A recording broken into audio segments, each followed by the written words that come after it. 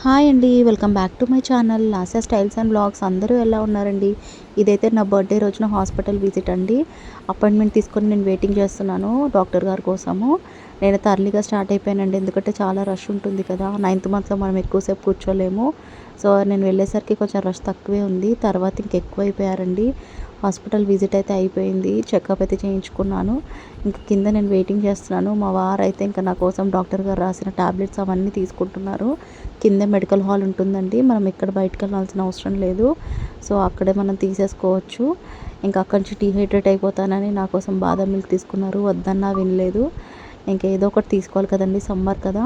అక్కడి నుంచి అలా స్టార్ట్ అయిపోయాము. హాస్పిటల్ విజిట్ అయితే అంతా బానే ఉంది చూడండి. సో, చూసారు కదండీ! నా బర్త్‌డే రోజు మాత్రం నా హాస్పిటల్ విజిట్ అయితే అలా జరిగింది. సో, హాస్పిటల్‌లో ఏమన్నారు అంటే మీకు క్లియర్‌గా చెప్తాను ఏమన్నారనేది. నాకు 9th మంత్ స్టార్ట్ అయిపోయింది గదండీ! 9th మంత్ స్టార్ట్ అయిపోయిన తర్వాత చెకప్‌కైతే వెళ్ళాను. ఫస్ట్ చెకప్ నాకెలా జరిగిందంటే చూడండి, హాస్పిటల్‌కెళ్ళగానే నాకు డాక్టర్ అయితే చెక్ చేసి మొత్తం ఓవరాల్‌గా మొత్తం రాసిచ్చారనమాట. అంటే వెళ్ళగానే స్కాన్ చేస్తారు గదండీ! హార్ట్ బీట్ చెక్ చేస్తారు. బేబీ యొక్క హార్ట్ బీట్ ఎలా ఉంది, ఏంటి అని అన్నీ చెక్ చేస్తారు. సో, నాకు అలాగే హార్ట్ బీట్ చెక్ చేశారు. అంతా బానే ఉందని చెప్పారు. So, baby movements, heart beat అంతా ఎలా ఉంది, ఏంటి అని అడిగారనమాట. సో, నాకు మూవ్‌మెంట్స్ అయితే బానే ఉన్నాయి. అన్నీ బానే తెలుస్తున్నాయి అని చెప్పాను. సో, వాళ్ళు చెక్ చేశారు డాక్టర్ వాళ్ళు కూడా. ఏం ప్రాబ్లమ్ లేదనైతే చెప్పారు. సో, నాకేంటంటే లాస్ట్ టైమ్ నాకు fetal two D echo and colour Doppler, growth scan అన్ని టెస్ట్‌లు అయ్యాయి కదండీ! సో, డాక్టర్ ఏం చెప్పారంటే 9th మంత్ స్టార్ట్ అయింది కాబట్టి ఎక్కువ టైం అయితే లేదు. ఏ టైంలో అయినా డెలివరీ అవ్వచ్చు అని చెప్పారు. సో, నాకు బ్లడ్ అనేది తక్కువగా ఉంది. లాస్ట్ టైము చెప్పారు కదండీ!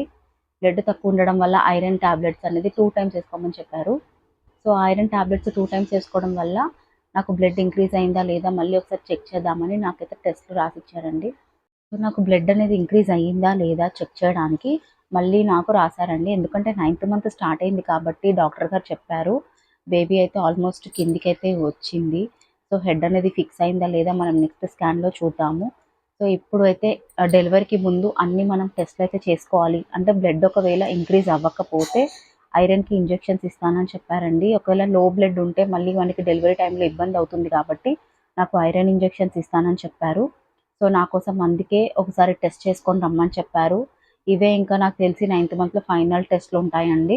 ఈ టెస్ట్‌ల తర్వాతే ఏదో ఒకటి నాకు ఫైనల్ చేస్తారు. సో, చూడండి నాకైతే మళ్ళీ డాక్టర్ గారు టెస్ట్‌లయితే రాసిచ్చారు. మళ్ళీ నాకు వచ్చేసి సీబీపీ రాశారు. సీబీపీ టెస్ట్ ఒకటి రాశారు. అండ్ ఇక్కడ చూడండి సీబీపీ టెస్ట్ ఒకటి రాశారు.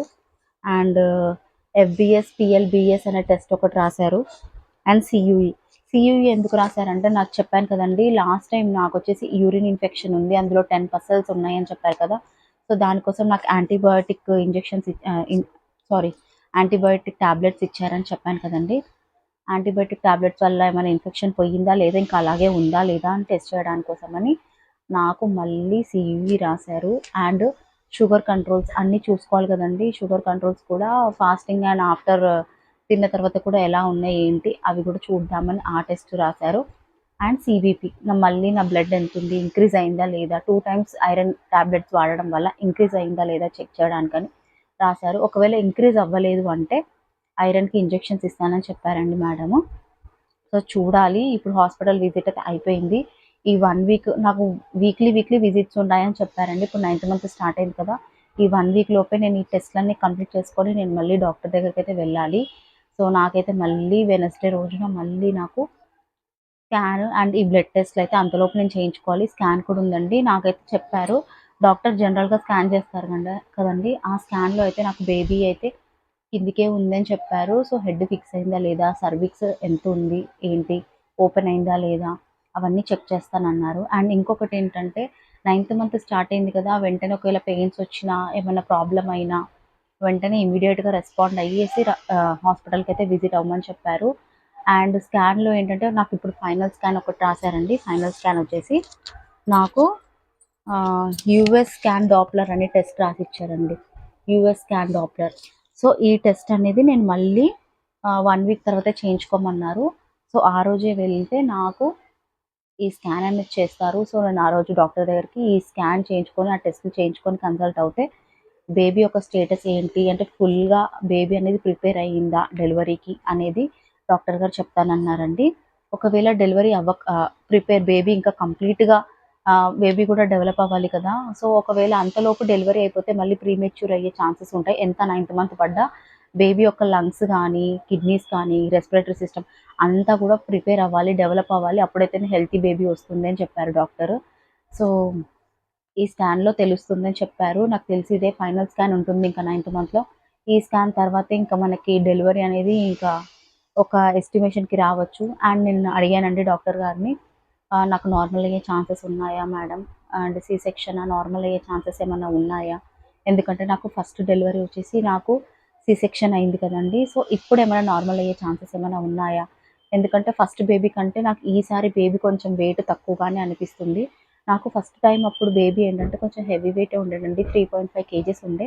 సో, ఇప్పుడేమన్నా నార్మల్ అయ్యే ఛాన్సెస్ ఉన్నాయా అంటే, డాక్టర్ గారైతే నీకు 20% నార్మల్ అయ్యే ఛాన్స్ ఉంది. ఒక 80% మాత్రం నీకు సి సెక్షన్ అయ్యే ఛాన్సెసే ఉన్నాయి.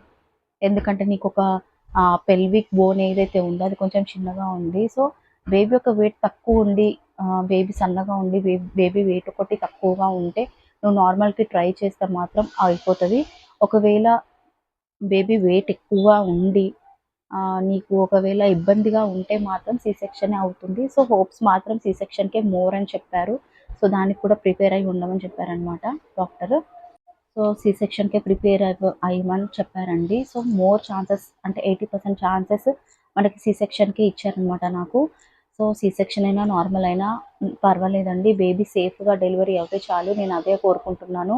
ఆల్రెడీ ఒక సి సెక్షన్ అయ్యింది. సో, ఈ టైంలో కూడా నాకు సెకండ్ టైమ్ కూడా సి సెక్షన్ అయినా నాకలా ఏం లేదు. బేబీ సేఫ్‌గా వస్తే చాలండి నాకు. అండ్ ఆ రోజొచ్చేసి నాకు మళ్ళీ చెక్ చేశారు. నా వెయిట్ ఎంతుంది, నా బీపీ ఎంతుంది అంతా. ఎన్ని వీక్స్‌లో ఉంది. ఇప్పుడైతే నాకు ప్రెజెంట్ 35థ్ వీక్‌లో నేనున్నానండి. 35థ్ వీక్ నుంచి ఇంకా 36థ్ వీక్ నుంచి స్టార్ట్ కదండీ. 36థ్ వీక్ టు 40 వీక్స్‌లో ఎప్పుడైనా డెలివరీ అవ్వచ్చు. మెయిన్ ఫ్రమ్ 36థ్ వీక్ నుంచి చూస్తారు. సో, డాక్టర్ అదే చెప్పారు. ఇప్పుడైతే నాకు 35థ్ వీక్ నేను ఎండింగ్‌లో ఉన్నాను. ఇంకొక 2 డేస్ అవుతే నాకు 36థ్ వీక్ స్టార్ట్ అవుతుందండి. సో, అందుకే డాక్టర్ గారు నాకు ఫైనల్ స్కాన్ అండ్ టెస్ట్‌లన్నీ చేయించేద్దాము అని రాసిచ్చారనమాట. సో, ఇప్పుడైతే బేబీ నాకు సిఫాలికే ఉంది. అండ్ సో, ఇక్కడ చూడండి రాసారు డాక్టర్ ఇక్కడ సిఫాలిక్ ఉంది. ఎన్ని వీక్స్ ఉంది ఏంటి అని. సో, ఏమేం టెస్ట్‌లు సజెస్ట్ చేశారు ఇక్కడ రాసారు. అండ్ యాంటీబయోటిక్ కోసం అవి రాసారనమాట టాబ్లెట్స్. ఎందుకైనా మంచిది ఒకవేళ యూరిన్‌లో ఇన్ఫెక్షన్ పోకపోతే టెస్ట్ కంటే ముందు ఈ టాబ్లెట్ ఏసుకొని టెస్ట్ ఇమ్మని చెప్పారు. అండ్ నాకిక్కడ రాసారు అండి పెయిన్ ఏదైనా వచ్చినా, ప్లస్ ఫీటల్ మూవ్‌మెంట్స్ ఏమైనా తగ్గినట్టు అనిపించినా, కడుపు ఒకవేళ ఏమైనా గట్టిగా ఇలా అయిపోయినా, అండ్ ఉమ్ము నీరు ఏమైనా లీకేజ్ లాగా అనిపించినా, ఎనీ టైమ్ రెస్పాండ్ అయితే అయ్యి హాస్పిటల్‌కైతే విజిట్ అయిపోమని చెప్పారు. నాకు ఫస్ట్ టైమ్ అయితే వాటర్ బ్రేక్ అయింది. సో, ఈ టైం ఏంటంటే నాకు వాటర్ బ్రేక్ అవుతదని నేనైతే అనుకోవట్లేదు. మేబీ పెయిన్స్ అయినా రావచ్చు. లేకపోతే మూమెంట్స్ అట్లా నేనలా ఎక్స్‌పెక్ట్ చేస్తున్నాను. ఏమో తెలీదు. ఇంకెలా అవుతదో ఏంటో. కానీ మన జాగ్రత్తలో మనం ఉండాలి. నైన్త్ మంత్ పడిందంటే చాలా జాగ్రత్తగా ఉండాలి. చాలా కేర్ కూడా తీసుకోవాలి. అండ్ మెయిన్ థింగ్ ఫస్ట్ మనం కౌంట్ చేసుకోవాల్సింది బేబీ మూమెంట్స్ అండి. బేబీ మూమెంట్స్ అనేది ఖచ్చితంగా మనకి డేకి కనీసం 10-12 టైమ్స్ అయినా ఉండాలి. మనం ఏది తిన్న వెంటనే బేబీ మూవ్‌మెంట్ అనేది ఉంటుంది ఇప్పుడు. ఖచ్చితంగా నైన్త్ మంత్‌లో తిన్న వెంటనే బేబీ మూవ్‌మెంట్ అనేది ఉంటుంది. ఒకవేళ బేబీ మూవ్‌మెంట్స్ లేవు అంటే మాత్రం చాలా జాగ్రత్తగా కౌంట్ చేసుకోవాలండి. మీకు ఒకవేళ మీరు మర్చిపోతే అంటే కౌంట్ చేసుకోవడం మర్చిపోతే ఇలా ఇలా కౌంట్ చేసుకోండి. మార్నింగ్ బ్రేక్‌ఫాస్ట్ చేసిన తర్వాత ఒక మార్నింగ్ అవర్‌లో ఒక 3 టైమ్స్ అయినా, 4 టైమ్స్ అయినా బేబీ కదిలిందా? ఆఫ్టర్‌నూన్ కూడా అలా. అలా ఒక్కొక్క టైంకి ఒక 3 టైమ్స్ ఓకే. 9-10 టైమ్స్, ఒక 12 టైమ్స్ అట్లా కదిలితే ఓకే. ఎందుకంటే మన బేబీ మూవ్‌మెంట్స్ తగ్గాయి అంటే మనం డెలివరీకి దగ్గరవుతున్నామని అర్థం. అండ్ మన స్టమక్ కూడా చూసుకోవాలి. ఒక్కొక్కసారి చాలా గట్టిగా పట్టేస్తదండి. సో, అలాంటప్పుడు ఏంటంటే నేనొక టిప్ చెప్తాను మీకు. ఆ టాబ్లెట్స్ ఈ ఏమంటారు ఈ ఇలా కోలిక్ అంటే జెలసిలని, అదని, ఇదని ఇలా సిరప్స్ తాగుతుంటారు గదా! అలాంటి బదులు కొంచెం ధనియాలుంటాయి కదండీ! ధనియాలు, జీలకర్ర అవి మంచిగా వాటర్‌లో ఇలా మరగబెట్టుకొని, వడగట్టుకొని, కొంచెం సాల్ట్ ఏసుకొని తాగితే, ఆ ధనియాల వాటర్ వల్ల మనకెక్కడైనా కడుపులో ఏదైనా నరాలేదైనా పట్టేసినా, గట్టిగా టైట్‌గా అనిపిచ్చినా, మనకొక హాఫ్ అన్ అవర్‌లో మనకి రిలీఫ్ అనేది ఉంటుంది. సో నేను ఫస్ట్ మా పాపప్పుడు కూడా నాకు అలాగే కడుపులో గట్టిగా పట్టేస్తే నేను ఆ టిప్పే ఫాలో అయ్యాను. ఇప్పుడు కూడా నాకు ఒక్కొక్కసారి అలా పట్టేయడం, నరం పట్టేయడం, గట్టిగా పట్టేయడం అలా ఫీల్ అవుతే ఖచ్చితంగా నేను అలాగే చేస్తాను. కొంచెం రిలీఫ్‌గా ఉంటుంది. సో, నాకు తెలిసి ఆల్మోస్ట్ అందరికీ తెలుసు. కానీ తెలియని వాళ్ళకని చెప్తున్నాను ఈ టిప్పు. అండ్ సమ్మర్ వచ్చింది. వాటర్ ఎక్కువగా తీసుకోండి. అండ్ కోకోనట్ వాటర్ తీసుకోండి. మజ్జిగ తీసుకోండి. హెల్తీగా ఉండండి. నాకైతే నైన్త్ మంత్ స్టార్ట్ అయిన తర్వాత అసలు ఎయిత్ మంత్ వరకు ఎంత యాక్టివ్‌గా ఉన్నానో, నైన్త్ మంత్ వచ్చాక కొంచెం నేను డల్ అని అయ్యాను. హెల్త్ పరంగా గానీ, కొంచెం బ్యాక్ పెయిన్ అనేది కొంచెం స్టార్ట్ అయింది. బ్యాక్ పెయిన్ రావడం వల్ల ఎక్కువసేపు కూర్చోలేకపోతున్నాను. ఎక్కువసేపు అలా నించోలేకపోతున్నాను. నీరసంగా ఉంటుంది. నైన్త్ మంత్ స్టార్ట్ అయిన తర్వాత. ఇంకా చూడాలి. మేబీ నెక్స్ట్ వీడియోలో నేను మళ్ళీ కలుస్తాను. అప్పుడు నా టెస్ట్ రిపోర్ట్స్ ఏంటి, బ్లడ్ ఎలా ఉంది, డాక్టర్ ఏం చెప్పారు, స్కాన్‌లో ఏమొచ్చింది, ఇంకా మేబీ నాకు తెలిసి ఇంకా తొందరలోనే నా డెలివరీ ఉండొచ్చు. మేబీ 1 వీక్ ఆర్ 2 వీక్స్‌లో డెలివరీ అయితే నేను ఎక్స్‌పెక్ట్ చేస్తున్నాను. సో, అంతలోపు హాస్పిటల్ బ్యాగ్ ప్యాకింగ్ వీడియో కూడా నేను హాస్పిటల్ బ్యాగ్‌లో ఏమేం ప్యాక్ చేసుకున్నాను ఏంటి, ఆ వీడియో కూడా నేను పెడతాను. ఎందుకంటే న్యూగా మామ్స్ అయ్యే వాళ్ళకి ఇది చాలా యూజ్ అవుతుంది కదా! కొంతమందికి తెలుసు, చాలామందికి తెలుసు. ఇప్పుడు అందరూ ఫాస్ట్‌గా ఉన్నారు. బట్ కొంతమందికి తెలీదు కదా! సో, నేను హాస్పిటల్‌లో ఏమేమి పెట్టాను, మనకి ఏమేమి అవసరం పడతాయి. నాకు ఆల్రెడీ ఒకసారి డెలివరీ అయింది కాబట్టి ఎక్స్‌పీరియన్స్‌తో మనం ఏం ఏం ప్యాక్ చేసుకుంటే మనకి యూజ్ అవుతుంది. మనం కొన్ని ప్యాక్ చేసుకుంటాం, అవి కొన్ని యూజ్ అవ్వవు. మనం ఏం ప్యాక్ చేసుకుంటాం, అవి యూజ్ అయ్యేవి ఏంటి నేను అన్నీ క్లియర్‌గా చెప్తాను నెక్స్ట్ వీడియోలో. అండ్ నెక్స్ట్ వీడియోలో నా స్కాన్ డీటెయిల్స్ అవన్నీ నేను క్లియర్‌గా చెప్తానండి. ప్లీజ్ వీడియో నచ్చితే ఒక లైక్ చేయండి, సబ్స్క్రైబ్ చేసుకోండి. ప్రతి వీడియోలో నేను రిక్వెస్ట్ చేస్తున్నాను. మీకు నచ్చిన కంటెంట్ నేను ఇచ్చాను అని అనుకుంటే ప్లీజ్ ఖచ్చితంగా నా వీడియో మొత్తం చూసి ఇంకో నలుగురికి సజెస్ట్ చేయండి. ప్లీజ్ సబ్స్క్రైబ్ చేయండి, సపోర్ట్ చేయండి. Thanks for watching my video అండి. Thank you. బాయ్.